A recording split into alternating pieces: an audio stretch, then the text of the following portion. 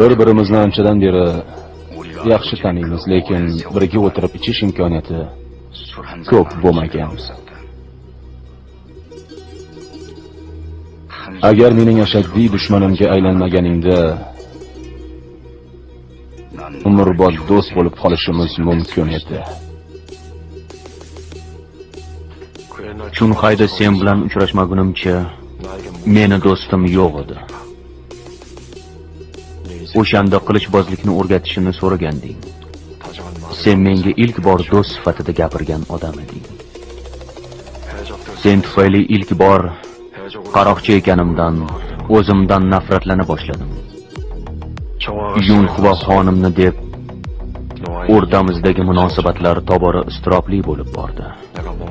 Qalbimda kechayotgan azob-uqubatlardan qutulishning yagona yo'li seni o'ldirish edi. Uzoq do'stlik davrimizda bunday bemalol o'tirib gaplashishimiz imkoni bo'lmaganidan afsusdaman. Endi vaqtini zoyi ketkizma. Meni o'ldirib qo'ya qol.